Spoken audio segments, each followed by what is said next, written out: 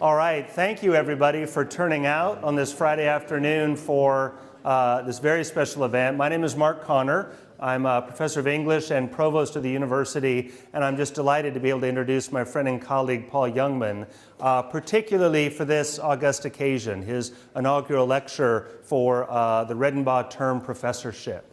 And the Redenbaugh family has a very special connection to Washington and Lee. Harry Redenbaugh graduated from W&L in 1939, followed by his son Jim in 1966, and his grandson JB in 1999. Very active, supportive alumnus, Harry led the charge for the On the Shoulders of Giants campaign in Hilton Head, South Carolina in the 1990s. And he and his wife, Mary Jayne, made planned gifts to support a scholarship and to provide undesignated support for the university. When Harry passed away in 2006, Mary Jayne, 2 years later, made a gift to the university of her own. She created a permanent endowment to establish the Redenbaugh Term Professorship, which provides support for a gifted faculty member in either the college or the Williams School. The award recognizes a professor for a 3-year term, and it's been a wonderful way to support talented W&L faculty. The inaugural holder of this chair was Ted Delaney in history, followed by Brian Richardson in journalism, Tim Diet in economics, and now Paul Youngman in German.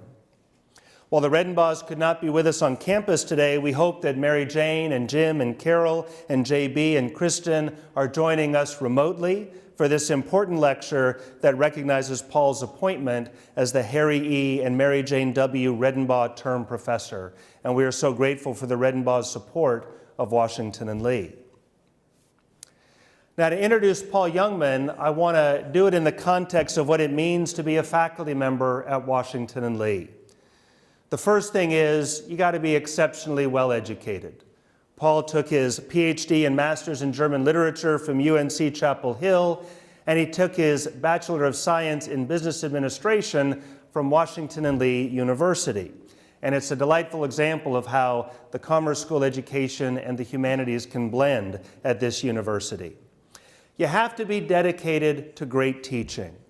And Paul has done that not just at the college level, but he's taught high school German for several years. And I have a theory that if you teach high school, you skip purgatory, you go straight to heaven.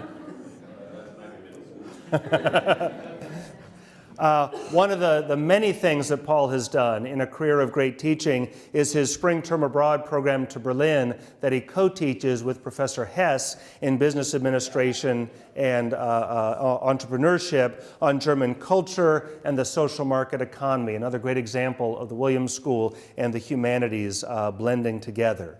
You have to be an impressive scholar. Paul is the author of 2 important books on technology and literature, multiple chapters and essays, dozens of invited lectures, not just on German language, literature, and culture, but also on pedagogy and technology. He's become a public intellectual. But that is just the baseline. Any university would say that's what their faculty would be doing. It is hard to calculate and express the many ways in which a W&L faculty member serves the students, the community, his fellow faculty, and ultimately the full institution. So let me continue to use Paul as an example. He is the key leader in our Digital Humanities Initiative. This has included a major grant from the Mellon Fellowship that Paul spearheaded. It's included faculty support and development, particularly helping his younger colleagues begin to realize their teaching and scholarly initiatives. It has led to a number of student projects as well. Paul has also chaired the International Education Committee, an enormously important committee that showcases interest in global learning, faculty projects, faculty and student collaborations. He, of course, served as the chair of our Department of German, a department that as of this morning has 23 majors and 27 minors. When I talk to deans and provosts at other liberal arts colleges, they are collapsing or closing their programs of German. Our department is thriving. And Paul would be the first to say that that had less to do with him and more to do with all of his colleagues, all of his great students. And if you have a chance to applaud the German department, it is a thriving example of how the humanities can continue to strengthen and grow at a great university. He's currently the chair of our Campus Climate and Inclusiveness Committee, maybe the central gathering place for one of our major pillars of the strategic plan, enhancing diversity and inclusion at Washington and Lee. He participates robustly in Fulbright, in active learning, a faculty mentor to 2 different sports, active in fellowships, global learning, and much more. The keynote to all of this is 2 things. How on earth does he find the time and energy? And the second thing, everything he does is not about Paul, it's about the students, the faculty colleagues, and the staff with whom he works tirelessly to deliver the mission of the university. And to me, that embodies the W&L faculty member, and it certainly embodies the sort of person who should occupy the Redenbaugh chair. So without further ado, please help me in welcoming Paul Youngman. That was very nice. Appreciate it. Man. Jess knows how I struggle with the kindness of my boss. That was so kind. Thank you very much. I'm more like, this is more me. Annalise, my student over here, left me a gift the other day, a very nice token of appreciation, and I texted her immediately and I said, I want you to know that your present and the kindness it represented made me feel uncomfortable. To which she responded very quickly in her text. If you read my note carefully, it says that present was in no way intended to make you feel special. That's the sort of thing that we do with my students. Thank you all for coming. I want to also, of course, thank the Redenbaughs for their generous support of the university and specifically of me, as Mark said. For those of you on the PLC, on July 1st, and for you students who don't know how this works, on July 1st, I took over this professorship and became Associate Provost on the same day and Redenbaugh Professor of German. I'm not 100% sure I know what Associate Provost is, but I'm 100% sure I know what a German professor is, and we can talk about that all you want. But the professorship comes with a generous research fund as well as some salary support, so thank you very much to the Redenbaugh family. And thank you also to the parents in the room who invest their time and resources in the PLC. It's really an important organization whose support we very, very much appreciate. And thank you all to my colleagues and students for coming today. You're really the backbone of what we do, and I have some remarks at the end for my students that I want to share if I can get through them. I think it's customary, I know it's customary when colleagues give talks like this to talk about their research, but I wanted to go a different path because I wanted the Redenbaugh family to know who I am and to know whom they've blessed with their great generosity. I self-identify as a teacher, so I thought it best to talk about that. So when Mark asked me back in maybe May or June to be the Associate Provost, one of the first things I said was, I have to teach, and I do teach. I taught in the fall a section of 18th century German literature, you know, as one does, and I will be teaching a class in the spring, as Mark pointed out, with Professor Drew Hess of the entrepreneurship program, and I am currently teaching an independent study of 9 students this semester, but don't tell the provost how many are in there. It's not, it's secret. I'll tell you more about my background in a minute, but suffice to say, I accepted this job at W&L in 2012 precisely because of the teaching. It's that central to what I do, and it's that central to my identity. Between 2003 and 2012, I was at a large research institution. I was very grateful for that opportunity to enter that, so don't misinterpret what I say. That was my entry into academia, and I'm appreciative of it. But I also found myself in the situation of the vaunted reduced teaching load. That's something that faculty seem to want to go after, and definitely was the case at this institution. And my teaching load was reduced based on a relatively successful research program. Most of what Mark cited that I published and so forth did happen in that early part of my career. As I moved slowly into administration, that slowed down a little bit. But I'm also the kind, you know, research there, it was true north. And I'm the kind of person, if you tell me that's the direction to go and it's the most desirable direction, I'm going to go there, and I did. And, but if you truly think about that, that type of incentive system, in my opinion, is really upside down in an educational setting. Now, sound research, of course, definitely can lead to innovative teaching, and it's really a part of what we do at W&L. But that's an academic setting where I was before. This is an academic setting. But in that academic setting, the prestige move was to encounter fewer and fewer students. And that's kind of upside down, and it felt a little off for me.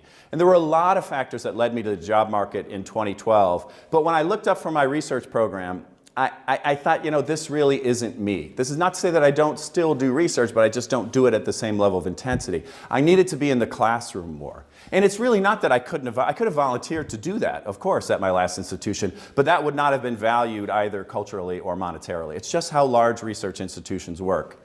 So what I want to get at today, and I'm not going to talk for long, maybe about 25 minutes, is why, and specifically why teach. And I want to couch my remarks in a theory that was running around the internet a few years back by the organizational consultant Simon Sinek. He developed this idea that it's a bit flawed, I think, especially in using a business analogy in a university setting, but he developed this idea of the golden circle. And he tells us that it's relatively easy for a people or for an organization to talk about what they do, right? It's just the most natural thing to talk about, or even to talk about how we do it. But the challenge for an individual, or the challenge for an organization, and he speaks about this in terms of sales, is to be able to tell your customers why you do what you do. Hence the golden circle idea. So I assure you with 100% certainty, I don't think of parents and students as customers. There is most certainly a business model at a university, but it's certainly not in the classroom, that's for sure. But let me show you what Sinek does. He uses the example of Apple, because most of us get that, right? We all have some sort of phone, or probably or many of us have some sort of phone or some sort of device even in our pocket. And he says, and I'm going to quote here for you. He says, if Apple were like everyone else, the message from them might sound like this. We make great computers, they're beautifully designed, simple to use, and user-friendly. Want to buy one? Sinek suggests that's how most people communicate. It's very sort of what-oriented. It leads with, we make great computers. But here's how Apple actually communicates, according to Sinek. You could take issue with that if you want, but this works nicely for the model. Quote, everything we do, we believe in challenging the status quo. We believe in thinking differently. The way we challenge the status quo is by making our products beautifully designed, simple to use, and user-friendly. We just happen to make great computers. Want to buy one? That's a different approach, right? And you can hear it from the beginning. It's very why-oriented. It leads with challenging the status quo and thinking differently. Now, when Sinek talks, my critique of him would be that he makes the why sound like everything. And the why certainly is very important. But you have to have the how and the what. If you don't have the how and the what along with it, all you got, hopefully, is a really nicely written, concise mission statement. So in fact, I'll spend a good portion of this talk on the how and a little bit on the what, but the why, really, my why and W&L's why is the driver. So what I'd like to do today is to play this model here, both writ large and small, and I want to show you how it applies to the university as a whole, and then I want to try to apply it to my personal situation so that you can see what W&L is made up in part of in terms of teaching. And then I want to show how it applies to our developing Center for Academic Resources and Pedagogical Excellence, or CARPE. That's going to be our new Center for Teaching and Learning. Like if you go out that door, literally walk past the stairwell, past the elevators, you'll be in the space that we envision to be CARPE. So let me show you how this particular thing works at Washington and Lee. If we just start with the what, provide an education for students, we're really no different than any other thousands of universities in the United States or the wider world, right? That's what we all do in theory. If we start with the how, we use a liberal arts model, sort of tried and true, right? We are a small university, we have small classes, we have very intelligent students, we have creative professors, and we have a highly innovative staff. That's how we do this. And that latter part I can't emphasize anymore. The staff here, their work often goes overlooked, and they are outstanding. We have some true superheroes on the staff. But again, though, that liberal arts how narrows us down a lot, but there are lots of liberal arts institutions in the United States. What distinguishes us at Washington and Lee from our peers, of course, is our why. And to see our why, you really only need to look at our mission statement. And you've seen all sorts of publications and online information about W&L and what we do. A lot of you have lived that, what we do. But if you really pay attention to our why, it's different than most of our peer institutions. I'm not going to read any of these things here. I'm going to show you ours, and I'll show you a couple of peer institutions. But you're going to see a lot of similarities, right? Developing students, this word humane comes up in a lot of our peer institutions. Some of our peer institutions emphasize leadership and other things a little bit more than we do. But let's look at that. And now let's look at some of our peers. Here's Davidson's mission statement. You see that word humane. You see leadership and service. It's a nice, concise mission statement, and they do a good job. You look at Bowdoin. Bowdoin is similar, right? They choose, though, to emphasize the fact that it's full-time. I would think that would be assumed in the liberal arts model, or that it's residential. I would think that would also be assumed in the liberal arts model. And then, I'm glad he's not here yet. We have a highly placed member of the administration that has a long affiliation with Williams University, and I have to show, has anybody here been in the military? Anybody, any veteran? So when you write a 5-paragraph operations order in the military, paragraph 2 is the mission statement. And it's an art form in the military. It's who, what, when, where, and why as concisely as possible. So if you're starting with in the gentle light of the Berkshire Hills, you're not doing well. And I have to click out to this because I have to, oh, watch it not work. Oh, here we go. Check it out. This is Williams' mission statement. I can't tell you how much this offends my sort of mission. I think it gets kind of concise as we go back down to these dotted things. But that's quite something. But let's leave that alone. Let's go back to ours, right? And here I've used a tried and true teaching technique. I've bolded the important words. That's my pedagogical mastery shining through for everybody. There's the difference. You see it. What's the difference? It's those words. You don't see those words in the other mission statements, right? And does that mean that we don't have intense debates at Washington Lee about those words, about the meaning of honor, integrity, and civility? Of course we do. Right? The very last Institute for Honor here, the topic was civility. And it was debated by people from all across the spectrum. George Will was here giving the keynote talk. We had Professor Robin LeBlanc from the politics department. We had Professor Michael Hill from Africana Studies. They all gave a talk, and then they all debated it the next day. As evidenced by events like that, ours is a living mission. And this is something that we need to keep in mind. We don't sit still with this mission, as demonstrated, for example, by our new strategic plan. That's a talk for another day. But right there, that's our why at Washington and Lee. And that makes a lot of sense to me. You can see our what in there, right? Developing students, that's what we do. And you can see our how in there, a liberal arts education, that's how we do it. But it's our why, I think, that's really unique. I don't think I know. So let's bring this model down to the individual faculty member. You're going to get so sick of seeing these circles. They're cool, though. I'm going to come back to them a lot. The reason I think I find myself so attracted to Synec's model, has anybody seen that TED Talk? It's really good. It's maybe 15, 20 minutes. It's totally worth watching.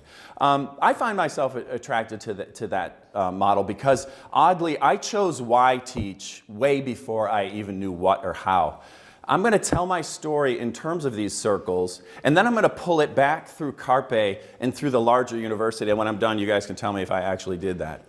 So I came here as an undergrad in 1983, a first-generation college student in my family, and I loved this place immediately. One thing, as has been noted before, and for those of you who are on the panel, my parents said if you're going to college that expensive, you will be majoring in business, which I did, and I wasn't very fond of it, but I did it. Along the way, I took some German here. That's important. I had been taking German since maybe 6th grade. I took German, but in reality, honestly, if I could have studied what I found the most interesting, which is what all of you should do and what you should encourage your students to do, I probably would have studied sociology. That was, to me, the most interesting department here at the time. On into my first year here, my parents realized how difficult it was going to be to pay for this place. So I had the option either of leaving or finding some sort of scholarship or funding. So I competed for and I got an ROTC scholarship while I was here. I stuck with my business major for my parents' sake and because at that point then the Army wanted me to do it as well. And I graduated really knowing very little about the military because I was an athlete while I was here, and they didn't really ask us to do too much in ROTC. So I knew that I liked a challenge. They said, what do you want to do? And I said, well, how about Ranger School? And so I did that. And that's sort of a talk all by itself, but to give you an idea of how traumatic that sort of training is, I still have dreams about getting letters from the DOD requiring me to go back to Ranger School and recertify. That's not a dream, that's a nightmare. But that kind of training also lands you the quote-unquote good jobs in the military, which tend to be the dangerous jobs. So that's how I found myself as a reconnaissance platoon leader in the Gulf War, which of course a risky venture by any measure. And it was a bit more than the sort of kind of neatly packaged 72-hour war that was broadcast live on CNN, if you were even alive back then. Some of y'all weren't even alive, right? I also found myself in a position often during that deployment to really evaluate what I wanted to do with my life. And I stayed in the Army quite some time after the war, so I'm not going to claim any sort of cinematic epiphany per se here, but I knew that I wanted to do something that would help to repair the tear that we made in the universe during that relatively brief combat action. And if you've ever seen pictures of the so-called highway of death in that era, you'll know what I'm talking about when I say tear in the universe. And that drives my why. I thought the way to repair that is to work with young people. That's my why, and that's how I come to this. So I tossed a lot of ideas around as I'm thinking about getting out of the military, and I landed on teaching and possibly coaching. And I had no idea what I could teach, again, the what, because business isn't all that common in high schools. And so I landed on my what very, very slowly. I thought, well, you know, I had a lot of German. I was stationed in Germany in the military. It was a pretty interesting time. I was there 2 years before the wall fell, 2 years after the wall, got to patrol the border and those sorts of things. And I'm pretty good at German, so why don't I do that? And as an aside, on Wednesday, I was on Facebook and I learned that this is just sort of the universe talking. I learned that Professor Sidney Smith had died. He was the chair of the German department at UNC when I was sitting in my office at Fort Bragg thinking, I got to do something, maybe German's the what. So I cold called him, and he was so, I told him I didn't have an undergraduate degree in German. He was so encouraging. He said, you should give it a try. Here's something he didn't tell me. I read his obituary this past Wednesday. Sidney Smith went to Duke University, was a business administration major, hated it, was stationed in Germany, then became a German professor. Wow. I mean, you know, there's some things that happen in life, and that's just one of those things. And he never told me that. I mean, I knew he was in the military. I just didn't know any of that stuff about the business administration thing. So maybe that's why, I'm sure that's why he was so encouraging. So I went to Carolina, SB, that's the Carolina in Chapel Hill. I went to Carolina to finish the equivalent of an undergraduate major in German, and I completed my MA while at the same time coaching football at a local high school, and that's a kind of an important detail. And then I went on to Georgetown to begin my PhD when really the universe called, in the form of Chapel Hill Carborough City Schools. We were not liking DC very much at the time, and the Chapel Hill Carborough City Schools were building a new high school, and they needed a German teacher and a football coach. That doesn't happen very often. So I obviously said yes to that, and I became a teacher and a coach, and ended up doing my PhD very part-time while coaching and raising kids and all of that, and I finally finished that. So really, you know, there's my what, and it's very much secondary to my why. Very much secondary to my why. It just sort of came along. And as proof, I'll offer up the fact that I wasn't really the best football coach, because really, I didn't care all that much who won. I mean, I cared, right? But I didn't care all that much. In other words, winning really wasn't part of my why. I was there to work with student athletes, but that's not a really good trait for a football coach, right? But I'll tell you this too. I mean, and just in all honesty, German fluency isn't part of my why either. Developing German fluency in my students isn't necessary. That sounds crazy, doesn't it? I mean, mostly because fluency is a range and it's not a single point on a continuum. I want students to be proficient in German, and I want them to develop a deep, abiding interest in the language and the culture. In other words, I want them to be lifelong learners, and that's so much bigger than my what. That's what drives me in the classroom. And don't get me wrong, I love teaching German, and my students know it. Can we get at least some head nods? So it's a couple, okay, thank you. But for me, really, it's a mechanism to get at them. Oh, that sounded creepy, didn't it? It is. I want to teach them more than German. I want them to learn how to have difficult conversations about difficult topics like anti-Semitism, the class I teach on anti-Semitism. And I want them to be able to have that conversation in a civil classroom, right? Where people are free to discuss things. That's called civility. And I want them to know, for example, that if they have 3 things due at 5 p.m. on Friday, they can tell me that, right? And write me an email and give me the day and time they're going to hand it in to me. It's okay to do that, right? Because I am not sitting down at 5 o'clock on Friday and reading 15 papers. There's too much beer to be drunk in the world, right? So, but what that's about is I trust their integrity and I trust their judgment, right? That's part of Washington and Lee's why. And you know, I'd rather read something they're proud of as well. My what really is a vehicle for my why in my teaching. And my how brings me kind of to the last portion, although it drags on for a long time, so don't get comfortable, Jackson. My how for non-teachers probably isn't all that interesting. I use the communicative method of language learning, which essentially means more producing the language, less talking about the language. I have recently employed digital humanities techniques in my classes because which means, of course, more technology in my teaching, more technology in the projects I assign, because these kids are graduating into a more and more technologically intensive world. I use active learning methods based on the premise that doing is more conducive to learning than simply listening to a lecture, like we're all doing right now. Recently, I've learned to use inclusive pedagogies that are conducive to all kinds of learners from all kinds of backgrounds. And even though the how, I think, seems a lot less interesting than the why of our mission, it's actually everything we do at Washington and Lee on a daily basis. Our mission really ought to be and is the only long-lasting thing in that golden circle. The mission stays. Not that it's a dead mission, but the mission stays. Our what changes a lot more than you might imagine if you've been out of education for a long time. It changes within fields and without. We have, for example, at least given my scope of Washington, at least so many relatively new interdisciplinary programs like Women's and Gender Studies, Environmental Studies, Africana Studies, Digital Culture and Information, Poverty Studies, and coming very soon, Data Science. We have all of these programs, so the what changes as we begin to acknowledge the fact that it is at the intersection of a lot of fields where some of the most interesting knowledge production is happening. And if the what didn't change, it would mean that we are ignoring the wider world, and it would mean that we aren't a very good university staffed by not very good professors, and that's most definitely not the case.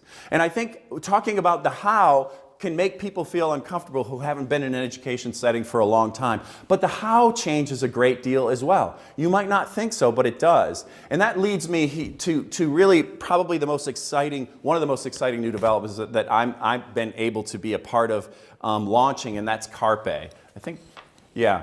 And that, again, is the Center for Academic Resources and Pedagogical Excellence. And that's going to address our how. That's going to address our how from two different directions. The center is going to be faculty-facing and student-facing. And the theme that's going to tie those two groups together is obviously the idea of learning.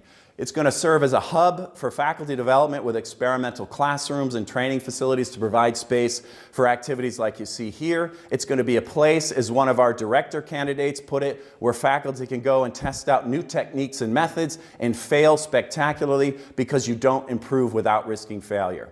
Now, I'm going to step out of these remarks for a second because I'm going to talk about the person who said that. When I originally wrote these remarks, I did not know who was going to be the director, but that quotable candidate is going to be our director of Carpe, and I'm very happy to announce that. He's watching this on live stream, so we'll give him some applause in a second. He accepted this appointment very recently. He is currently, and until June 30th, the Director of Pedagogical Innovation and the John P. Fishwick Professor of English at Roanoke College, where he has served for 23 years. He is absolutely no stranger to this campus, having held many talks and many professional development workshops for our faculty. He has come here to teach us a lot. And he's also no stranger to Lexington, where he resides with his family.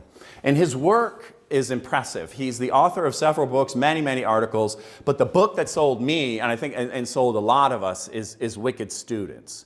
Let me quote him on this book, or a passage from this book.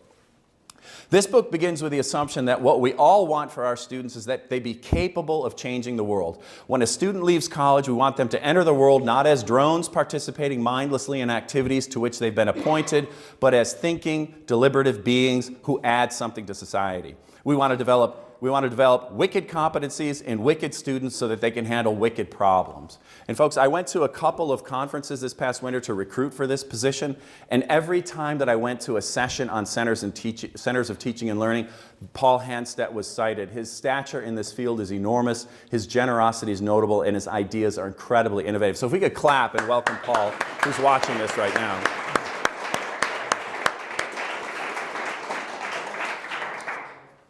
Now we'll go back to my talk. And you don't innovate without failure, right? You can't do that. And believe me, failure is a tricky topic among our faculty and our students, as polished and accomplished as they are. But it's what it's risk-taking. It's about taking risks. Carpe really is going to address kind of just right down to the heart of our liberal arts mission, right? If we can improve our how and keep improving our how to remain on the cutting edge of pedagogical strategies and teaching, then we remain on the cutting edge of the liberal arts. It's really important. And then there's this face of Carpe, right? It's the student-facing side. It's going to be an academic support center for students by housing writing centers and other academic support services. And why do we need that? Why in the world do we need that? Aren't all W&L students, you're all geniuses. Everybody knows that. What in the world would we need this for? Have we, quote unquote, lowered our standards? No, we have not lowered our standards. By all measures, every class we let in is as competitive or more than the previous. And believe me, I'm the baseline from 1987. It just gets better. Well, maybe 86. I don't know.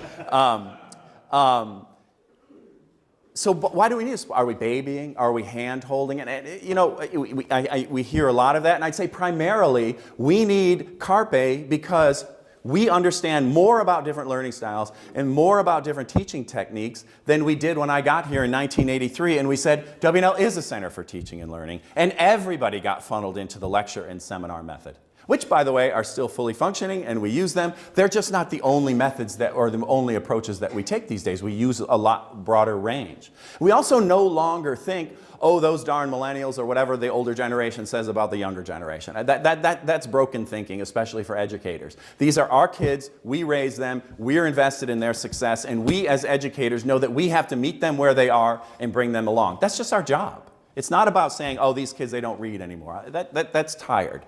But it's also because, there's a lot of reasons for this, but it's also because these students swim in an entirely different sea of information. I talked a little bit about this on the panel. You know, we swam in a placid sea of information. If you walk out that door, walk past the elevators, you get to see the placid sea of information. It's beautiful. Rows and rows of books, neatly shelved, information neatly contained, nothing's moving, nothing's changing. It's wonderful. That was where we grew up. These guys swim in Class 4 rapids. It's a totally different thing. They have everything known and everything incorrectly thought to be known, but is incorrect, here in their pocket every single day. And that is a daunting challenge that we didn't face. We didn't have to sort through things like that. We did it, but on a much slower and a much smaller scale. And it's overwhelming, and we can help with that. We also think of writing differently than we used to think of writing. I was really gratified at some of our accreditations meetings to listen to the director of our writing program talk about, way more eloquently than I could, about writing as a process when she was speaking to them.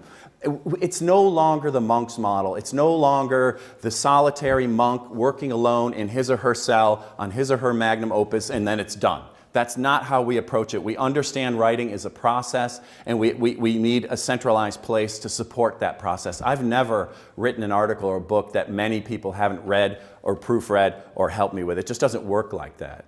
And then finally, this year we're celebrating our most diverse class ever. And we're going to keep getting more diverse with students coming from all kinds of secondary school backgrounds, and Carpe is going to help us account for that.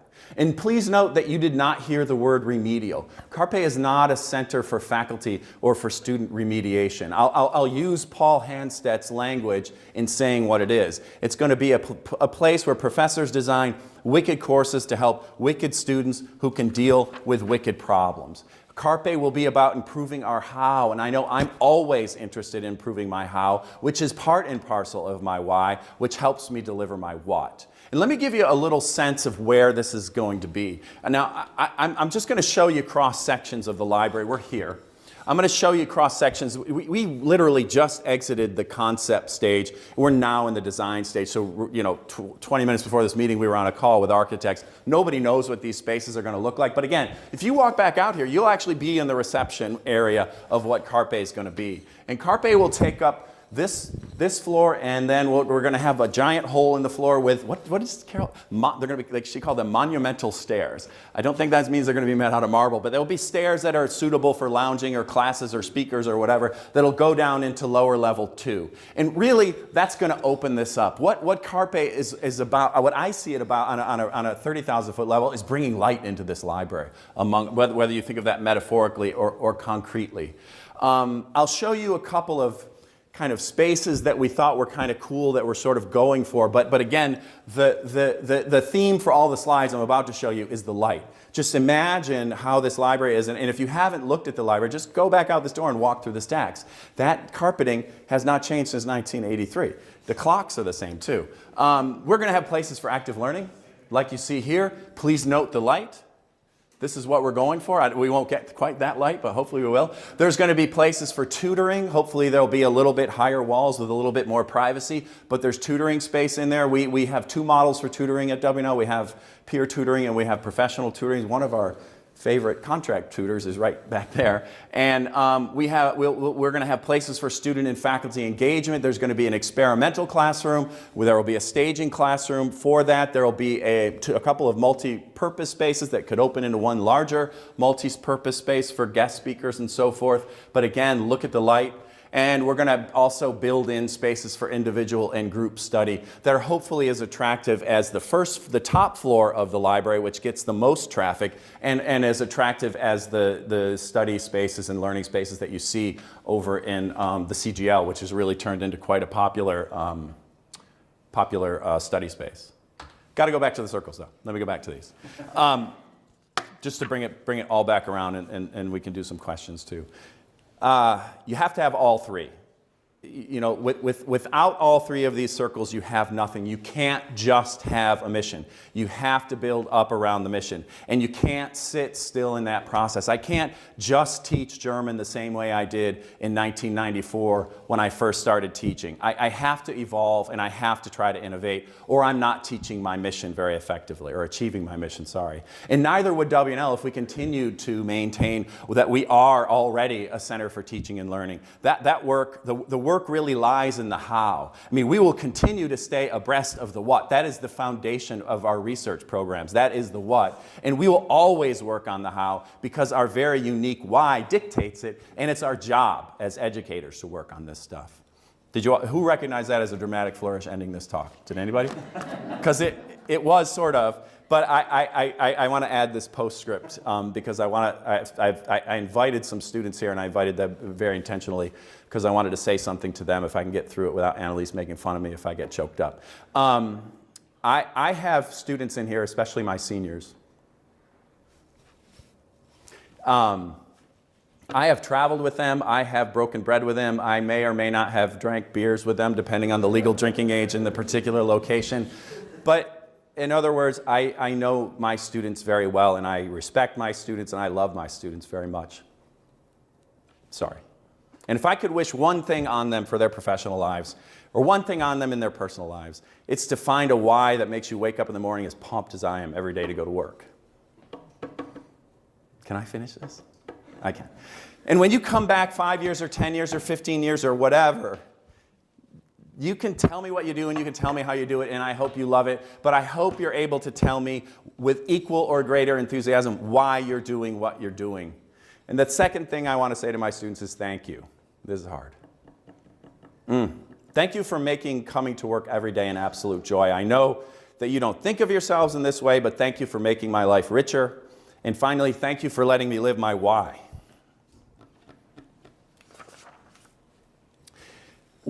I'll fix that tear in the universe someday, but every day it gets a little better because I work with students like you. Thank you.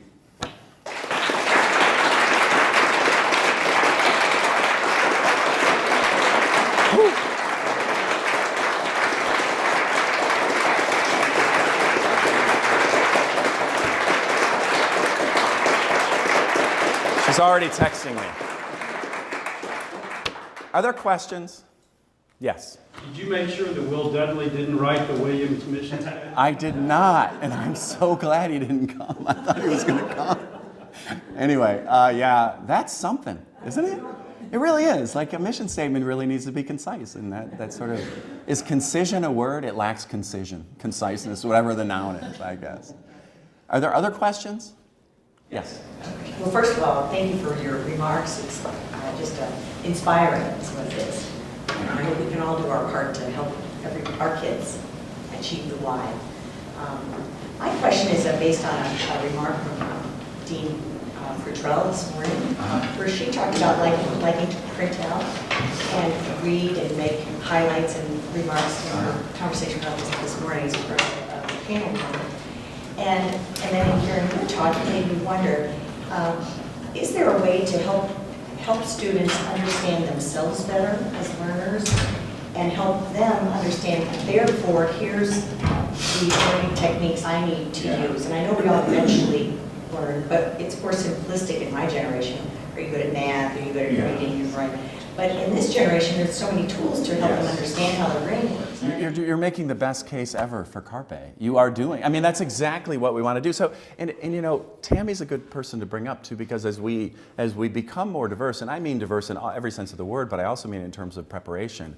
And I think kids who come from, I guess, a more rigorous high school environment are introduced to those sort of self-reflective things and what kind of, am I an oral learner, am I a visual learner, and so forth. But we don't have something like that right now. We have a lot of orientation, we have a lot of academic support and so forth to help with those sorts of things, but that's the kind of thing that we want to be able to do with Carpe, is do learning assessments and see where students stand with certain things. It's really important. You kind of hit on exactly what I was trying to get at. In terms of the importance of this space. I mentioned one of our favorite contract tutors, Anna Crockett over there in the green. She works with students on executive functioning and talking to them about their different, we were just talking about one of the students that we have in common before I walked up here and how that student is doing. And it's that sort of thing that we want to house in a central place to bring students together. Yeah. Yes, sir. Uh-oh, both the Ellis boys. All right, you're first. I kind of feel bad asking this question because I know the author is watching the live stream. Why choice of wicked as a verb in that? Is he from Boston? That's like, No, Paul's from Minnesota. I know, you would think New Hampshire, like wicked cool. No, he's from Minnesota. I think Minnesota, yeah. You went to Luther College. Is that in Minnesota? Iowa. But he's from somewhere, but not the wicked area.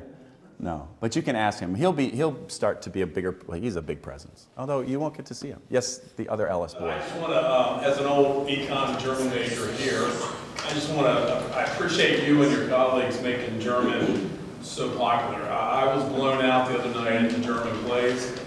We could never have done that in the 80s, you know that. And we never would have been that smart to do that. And it was such a small department. I was just I couldn't believe how many people were there. So thank you for making it cool. And well, let me just turn that particular thing to Professor Crockett, who's sitting right there, who has been in the German department since '91. Not only is he an actor,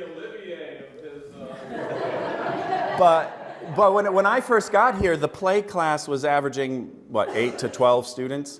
He's got 22 this year. That's a record. It's amazing. You know, it's grown a ton. And I think we've, as a team, worked really closely to try to make it what it is. And I think, as you point out, the Commerce School link has been really important. But scientists too, that's also really important. The secondary, thank you for being such a great mentor. I know several of these folks besides my son, and that's what I come to work for. You've been a huge impact, and thank you very much. Thanks for saying that. Yes, sir. Paul, two things. So I was here with you, I was 88, I was a year behind you. Should I do my joke about the class of '88? Should I do it? Everybody's waiting for it. No, go ahead. Class of '82, that was the base, yeah. Okay. So it's clear why the German department is so popular. And it's not necessarily because of the subject matter, it's because of the teacher. That's never been. And when I was here, it was a class called Chinese brush painting. And it had nothing to do with Chinese brush painting. It was about Chinese philosophy. Professor Jew? Professor Jew. Yeah. It was amazing. And everyone took that class, and you walked out of there and said, wow, it's because of him, it's not because of the subject matter. So thank you. The second thing, it's Friday afternoon, it's 65 degrees in Lexington, and your students are here. I think all the kids here should get an extra 5 points. Unfortunately, I no longer control their grades. I think I only have, I do have several of them to grade. That's true. Yes, Julie. You didn't commit. So, after you found your why and you were developing your how, did you have any people in mind? Oh gosh, yes. So when I went to teach, so I wasn't a certified teacher. I had to, while I was teaching, while I was coaching, and I started my PhD later, I had to go through teacher certification. So I was teaching 5 classes a day. I had a 1-hour planning period, and I had to go student teach in the elementary school. But I'll say that I learned my how from masters. The teachers at East Chapel High School, there is a generation of women who were sort of funneled into teaching, but nowadays they would be funneled into other fields. But these were some master teachers, and I learned a lot. My thing about deadlines, I learned how to be human in the classroom from those colleagues. I still think about those colleagues. I really learned a ton about teaching. You know, just an indication of how upside down sometimes the larger research institutions can be. I wasn't going to go on the market to be a professor when I finished my PhD. I love working with high school kids, but they encouraged me to do it because it would make them look bad if I didn't, and I understand that. So I did, but when 2 of them pulled me aside and said, well, it's very nice for you to go on the market. You're not going to get hired because that high school teaches a black mark on your academic record. I'm like, you know, it's a real lack of understanding of the essence of what this is. Not a lot, losing sight of the essence of what we're doing. It was weird. And also, if I can add on to that, because of how we went through here as students and the kinds of relationships that you clearly have with your students and we have with our professors, do you find that when you're hiring, it's something you talk about? Because it is different, right? It is.